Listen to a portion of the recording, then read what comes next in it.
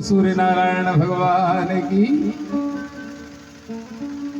अब तो वैसे ही चढ़ाना चाहते हो तो फिर चार्ज नहीं हो पाओगे। इसलिए कल मैंने निवेदन किया था विधि निषेध में कलिमल हरणी। निषेध का भी पता करना, क्या नहीं करना,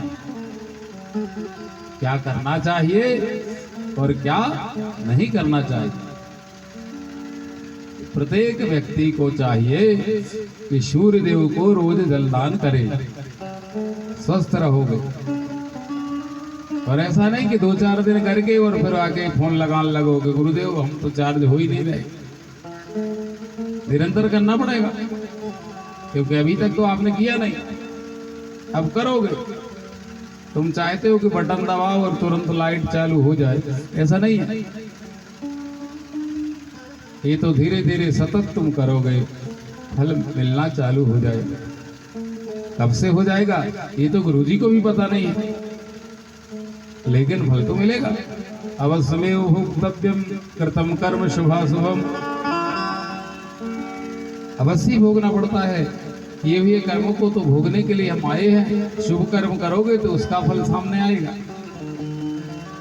अशुभ करोगे तो अशुभ का सामने आ जाएगा। आना तो है ही। तो यहाँ तो ये भोग भूमि है, हम भोगने आए। भोगे दोनों जाते,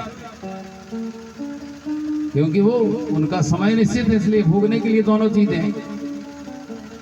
लोग कहते हैं कि भाई अभी तो बहुत दुख भोग रहे हैं, तो काय का भोगते ही रहेगा। ऐसा नहीं है कि भोगते ही रहेगा, वो भोग का काल निकल जाएगा, फिर सुखा जाएगा।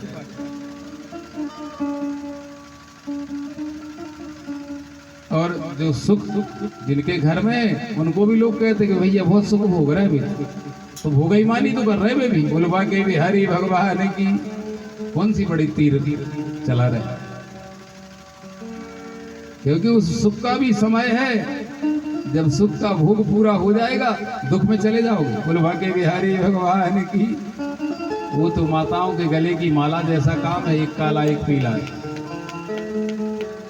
एक सुख का मन का है, एक गुरिया सुख का, दूसरा दुख का। काला दुख पीला सुख, काला दुख पीला सुख, काला दुख पीला सुख। अब माताओं ने महंगाई के कारण काले ज्यादा लगवा रखे। ये गुरुजी सोनो महंगो हो, 4 दुख के लगा लिए हैं कंकड़ तुमने, और एक सुख का है। जब ऐसी माला पहनोगे तो दुख ज्यादा आएगा ना। एक सुख एक दुख, एक सुख एक दुख, ऐसी माला पहनना है।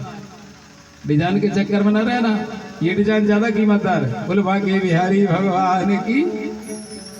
अब तुमने महंगाई के चक्कर में पति को परेशान कर डाला, तो सोनी से जाके 6 काले काले लगवाए,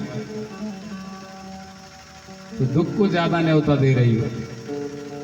सुख तो तुम्हारे यहाँ कम ही रहेगा ना, वो पीला समय कम है, काले का ज्यादा एरिया। सुख आता है फिर दुख आता है, सुख आता है फिर दुख आता है, ये क्रम चल ही रहा है। याद से नहीं, ये तो आदि काल से ही चल रहा है। इन चीजों से समझना है ये काला और पीला क्या है, एक सुख है एक दुख। अवश्य ये तो सुख दुख की कहानी है।